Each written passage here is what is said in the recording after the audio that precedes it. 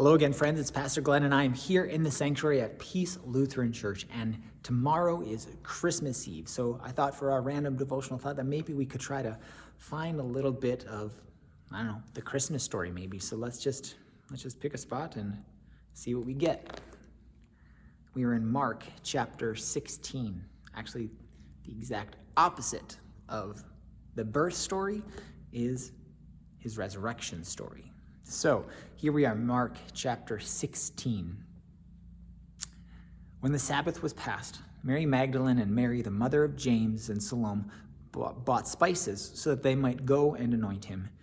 Very early on the first day of the week, when the sun had risen, they went to the tomb, and they were saying to one another, "Who will roll away the stone for us from the entrance of the tomb?" And looking up, they saw the stone had been rolled back. It was very large. And entering the tomb, they saw a young man sitting on the right side, dressed in a white robe, and they were alarmed. And he said to them, "Do not be alarmed. You seek Jesus of Nazareth, who was crucified. He is risen. He is not here. See the place where they laid him? But go, tell his disciples and Peter that he is going before you to Galilee. There you will see him, just as he told you."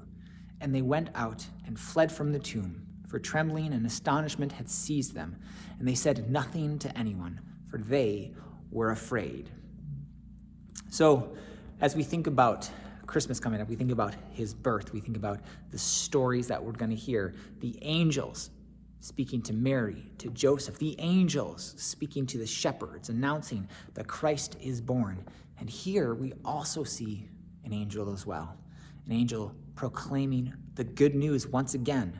Not that Christ is born in Bethlehem, but that Christ is risen from the dead, and that he is no longer dead, he is alive, just as he told them, just as he himself had spoken, prophesied, if you will. And as we think about Christmas, we think about all the prophecies being fulfilled in Jesus Christ and what he had done, what he has done for us, what he had come to do for us. And so as we read this resurrection story, we know that this really is the reason why Christ came, why he came that first Christmas. He came for us, for our sins, for our salvation. And in order to give us the forgiveness of our sins, in order to give us salvation, he had to die.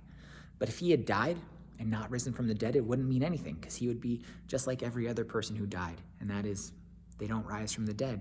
They just die. That's it. But because Jesus rose from the dead, we know that our salvation is assured, it is guaranteed, and that the promise is that because he rose, we too will rise. And so as much as we think about the first coming of Christ at Christmas, we also think about that second coming of Christ, when he returns again, and he will come again and gather all people to himself. So as much as we think about Christmas celebrating the birth of Christ, we also keep our hearts, our minds, our eyes focused on the fact that Jesus came to die for us and to rise for us. And that is everything. That is the message of Christmas: his birth, his death, his resurrection. For you, for me, for the whole world. So Merry Christmas. Take care. God bless. And we'll see you later.